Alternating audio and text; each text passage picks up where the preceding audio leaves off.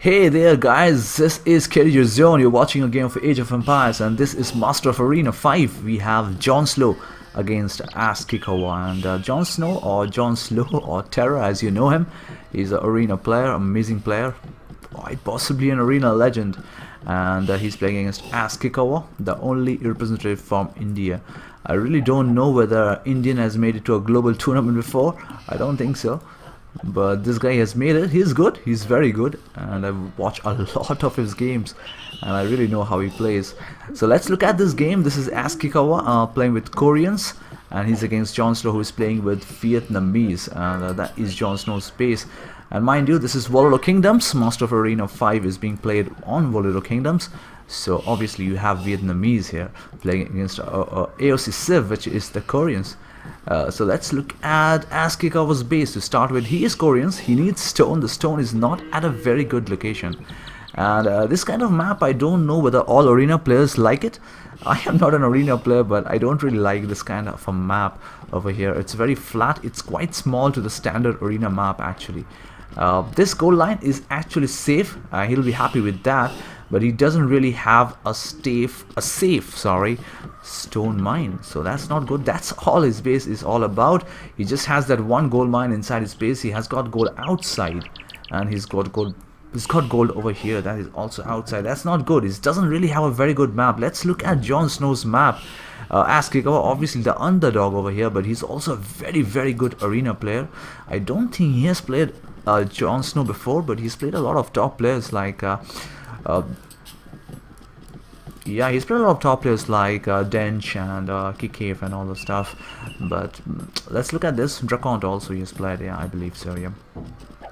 So JonSnow has already clicked on Feudal Age. Let's look at his map. He's got a back gold, which is good. He has got a better map actually. He's got a lot of space in the map, which is always good for arena player. You can defend if you want to. He's got stone and gold, not at a very good location, quite close to his walls, which is not very great. You can delete these walls and he can go inside, but remember, he doesn't really have a lot of resources inside his base. He just has this gold and this stone inside his base, so rest are all outside. He's got this gold, obviously, I'm sorry, he's got this gold also inside, but that is at a very dangerous location. He's got that stone pile outside, so that's his base. So I think he's got a better base than his Indian opponent. Let's see what he does. A few seconds behind right now, Kikawa, but that is only because he has got those extra villages. So I don't think he's going for the trush at the moment. He's making a barrack, which obviously means he wants to build that stable once he reaches Feudal Age, and he would take out his scouts and monks quite possibly. We'll see the number of villages on gold to find out whether he's going to go for monks and stable, and that would possibly indicate what his strategy is going to be. Right now I don't see anybody on stone. He has obviously scouted it, I believe so, but nobody's on stone, so no trush and all that stuff coming from the Korean player. But surely sometime later in the game he would probably want to mine some stone and bring those towers up. So there you go, the stable and the blacksmith as I indicated. And JonSnow has already clicked on Castle Age, and let's see what JonSnow is doing right now. Standard stuff, blacksmith and market. Vietnamese player, what is that Vietnamese player going to do? That is the question, and it's very difficult for Kikawa to guess his opponent because he hasn't really played JonSnow. I know he's seen a few games of JonSnow, but it's very difficult to predict what JonSnow will play. He's a veteran. He can do anything. He can be aggressive, he can be defensive, he can be just, you know, playing on his opponent and trying to find out what his opponent is doing and playing accordingly. So he's sending villagers on gold, and he's taking scouts out. Not yet, he doesn't have the food at the moment to get the scouts out, but I believe he's going to get those scouts out very soon. That should be his plan, but he hasn't yet gone to Castle Age, so that is what it is right now. Let's see how much of a map he has scouted. He has scouted 1, 2, 3, 4. Yeah, he scouted 4 relics. He hasn't scouted the closest relic to his base actually, but he scouted all those 4 relics, so that is good. Let's see JonSnow scouting. He scouted 1, 2, 3 relics actually. He's missed that relic in that fog of war, I believe so. No, it's not over there actually, it's over here. So there you go, scouted 3 relics at the moment, JonSnow. And is his scout alive? Was there a fight? Did I miss it? His scout met with a fight, not with an accident, but yeah, there was a fight, and that is the plan I was talking about. There you go, the monastery, the forward monastery, the siege workshop. It's not always a very good idea to have this forward monastery. It's good if your opponent is also having monasteries and there is a monk war, but it doesn't really look like a monk war at the moment. And this forward monastery can be dangerous because all his relics is going to be in that monastery, and he might lose it if he loses this forward. And but there you go, that's the plan at the moment for Askikawa, and we'll see how he executes it. And he's getting those monks out, he's getting those mangonels out. He can see Terra's base. Let's see how much of information he has. He sees that gold mine, he sees that stone mine, he can already see one monk, so he would hope his opponent is also going for the monk. He's going to lose that monk. That is not good. That was not good reaction from him. I don't know how much lag he's playing with, but his reaction time was not very good out there. So he's going to try to get this town center down. That should be the first target. He's taking monks out. He's taking a lot of monks out. I don't know whether that is a good strategy, but at the moment he doesn't really have much information. You can see he sees this gold mine outside. He can see this gold mine, so he knows JonSnow possibly has one gold mine inside his base. That is the guesswork he would have done, but he's still not confident on how much of an investment JonSnow is doing on monks at the moment. But he has invested on it. He's already started collecting his relics. He is going to make more monks, and there you go, he's lost that mangonel over there. He's also traded with the mangonel, in fact, with JonSnow. But this town center is being repaired, I believe. Yes, villagers are going to repair the town center. Is there going to be a tower coming up? That is going to be a good tower. If he doesn't see, he's going to lose his villagers. He should repair that mangonel. That should be the target. That's a good shot. The monk goes down, and JonSnow is repairing his mangonel. That is good stuff. And the relics are also coming in at the moment. That should have been a trade, but this villager was repairing it, and that's the reason why this mangonel stays alive. 1 health point, and there you go, the mangonel goes down. This is good stuff from Askikawa. He's been aggressive, and this is the target that he should have been done. And this is good stuff, actually. 2 town centers for JonSnow, is it? Or is it 3 town centers? Let's figure that out. Right now it's only 2 town centers for JonSnow and 2 town centers from Askikawa. He's put the second town center on stone at the moment, so he's collecting stone. And he should delete the tower because he doesn't really have a villager left right now. So is he sending any villager from home? Is not. That means that this mangonels won't really have any repair. He has to do all the micro, and those mangonels won't have any repair. And that is not very good. That mangonel possibly went down to town center fire, and it's always good to have a villager forward, but once the villager was killed over there, he didn't bring one villager forward. And I really don't know why he's making these monks. He's obviously seen Terra not making any monks, and it's very late for Terra also to go for a monk fight, so he's not doing that. So this is not a very good idea. He shouldn't have made those many monks, and I believe he won't be making any more of those monks. He's going to concentrate on making mangonels and putting pressure on Terror at the moment. There's a difference of 11 villages actually right now. I believe there's a third town center. Yes, there is a third town center actually. Is there a third town center being built right now? Yes, there's a third town center being built for Askikawa, and this looks very close. You can see there's a score difference of 300, and I really don't know why that is, because the kills and death ratio are also very similar. You can see there was one more trade of mangonels over there, and he's going to lose that scout to... No, he's not. That's a very good castle over there. JonSnow knows that castle is very important because of this forward, because of this gold mine, because of this town center, and that is actually a very good forward. So it's very interesting to see what Askikawa does right now.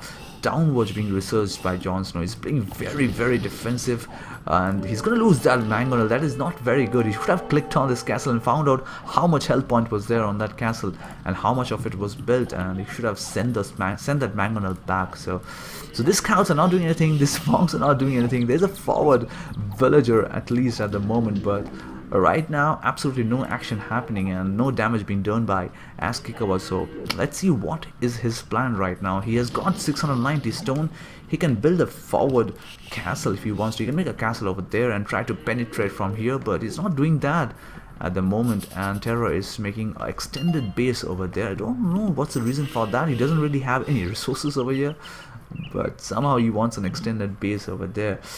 Not very sure. Possibly to keep these villages safe, because these villages can be in the line of fire if those mangonels comes to this side. So this is good stuff, and you can see Imperial Age being researched right now by JonSnow, as Kikowa is still in Castle Age.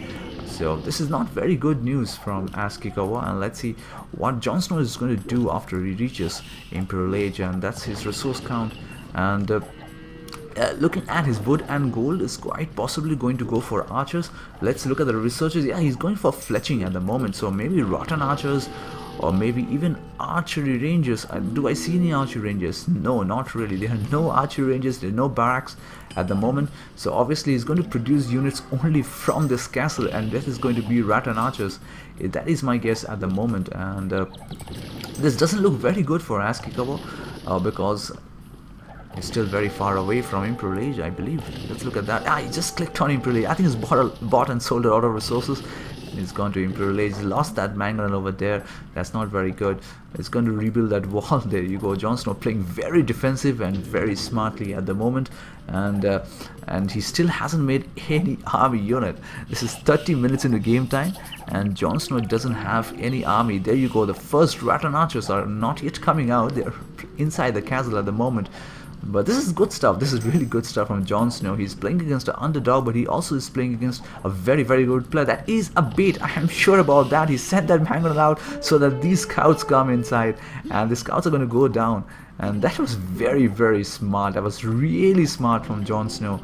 He knows that he could see those scouts. Obviously, he could see those scouts. He took that mangonel out, brought those scouts in, and got that scouts down from this castle fire. Very, very good and smart stuff from the veteran JonSnow. And there you go. He doesn't really have any other unit on the map. Does he have another castle? That is the question. He's making a castle? No, he's making a forward town center next to that gold mine. He's made sure that this gold mine is in a safe space, and he's making another castle. No, he's making a siege workshop at the moment. Possibly doesn't really have a lot of information on what Kikowa is doing right now. He can see that town center. That is a bonus for the Vietnamese player, and he was seeing the town center right from the word go. Is that another castle? No, he's making 2 siege workshops. He's going to play very, very defensive. And let's figure out what Kikowa is doing right now. Let's go to Kikowa's base and find out, is he going to shift his focus? He's making a defensive siege workshop. So both players are making siege workshop, but this spearman, I really don't know what is the logic behind this.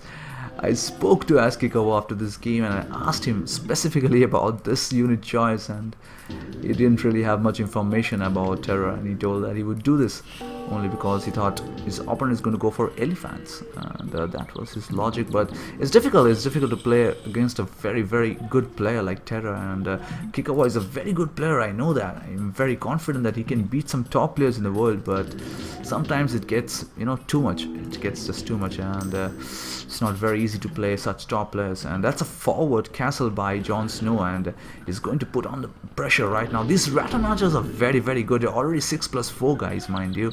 And the health points, I think they gain health points also, the Vietnamese rattan archer, with every age, I believe so. So they are very good right now, very strong. Look at their pierce armor. My god, that is 4. That is brilliant. So it's not going to be very easy for Kikowa. The ideal strategy should have gone for archers himself, and he does have the wood and gold right now. He's mining stone, but he's not going for archers. He's making these wire wagons, which are not upgraded at all. He hasn't done any research at the moment. He's doing chemistry, but he hasn't done his basic researches from the blacksmith. He's just doing them. And the leather archer armor coming from JonSnow, and it's looking good. It's looking good for JonSnow, and he's putting the pressure. Let's see how much of pressure this Kikowa can handle. Doesn't really have the units right now on the map to handle. He's making those defensive siege workshops because he knows he's going to lose these, right? So he's going to lose that university too. That is not good. I hope he has done his chemistry research. I believe yes, he has. And this is not looking very good. JonSnow is putting on the pressure right now. He has got those bomber cannons, and he's going to put more pressure. He's got rattan archers, got bomber cannons, got trebs, and that looks like a good bunch of units, good unit choices from JonSnow. JonSnow is going to stick to rattan archers, I believe. I still don't see an archer range, so he's going to stick to rattan archers. and that Rat Archer army is going to look ominous for his opponent, who is now has spears, which don't really look to be of any purpose. These wire wagons are costly units, mind you guys, and it's going to be very difficult for him to produce them at will. And let's see what Asakikawa does. JonSnow is researching elite Rattan archers, so he's completely committed himself to those Rattan archers, and this is good stuff from the veteran Israeli. And this is getting very difficult. There's a 22 villager difference between Asakikawa and JonSnow. He's trying to build on this side. He's creating more wire wagons right now, but that is his unit choice right now. That is what his plan is, to defend against these Rattan archers. Let's look at the attack of these wire wagons. They're 10 right now, and there you go, 6 armor for those Rattan archers and 40 health points. So it's going to get very difficult. These spears are going to go down very easily. There's no upgrades on these. Some defensive upgrades on them, I can see that, but it's going to get very difficult. He's going to do a bit of micro with that bombard cannons, otherwise he's going to lose those bombard cannons. 80 health points on these bombard cannons, but this wire wagon should focus on these bombard cannons. They're coming very close to this castle, though. It's not good. This is not looking really good. I think he's lost all his army right now. He's got only 5 army on the map, 3 as we speak, and this is not looking very good for Asakikawa. He's really started off well. I believe he really forced it on his illustrious opponent, but I think he panicked a bit and he lost the trick midway when he went defensive. So that was that. He should have continued staying aggressive over here, should have completed the tower, brought in more villagers, repaired his mangonels, would have done a bit of more micro with his mangonels, and could have kept those mangonels alive. Could have done a lot of stuff actually, because he's a player who's capable of doing that. But a bit disappointing from Asakikawa is what I believe. I really like his play, I really like his style of gameplay, and I was hoping a little more for him, to be very honest. And he's really disappointed me in this game. And I think this is GG. 40 minutes into game time. He's really struggling right now. He's doing his Honecker research, possibly. I don't know, probably in this siege workshop. No, he's not. Possibly he's got a siege workshop outside on which he's doing that research. But yeah, it's not good. It's not good right now. He's 83 pop, half of JonSnow, and he's called it a GG. So this is 1-0, guys. This is the first game of Master of Arena 5. This is JonSnow against Asakikawa. I don't really know the seeding of JonSnow. I think it's 14 or something. Not very sure. Maybe even worse than that, because he's a little above 2k at the moment, JonSnow, so his seeding might be very bad, and that's the reason he's actually playing quite a top player, because Asakikawa is possibly in 1950 at the moment, or something around that. So yeah, that was a good game from JonSnow, very good game. Asakikawa tried his best, and he was very aggressive at the beginning. He tried all the good stuff with I don't know why the overlay says -1 in military. That's a bit funny. I'm not really sure why it says that, but that was the game, guys. That was 1-0 from JonSnow, and that was quite expected. JonSnow, amazing player, veteran player. We hope he reaches the top 4 or top 8 at least, and plays against the top guns in this MoA5. And hope you guys enjoyed that commentary, and I will be back with the second game between Asakikawa and JonSnow very soon. Hope you guys have a great day, and happy new year to you all. I know I have been a little lazy about doing commentary, but I also had a very bad voice. Thankfully I've recovered that voice, and I'm good to go right now. I'm good to go. So take care, and bye bye.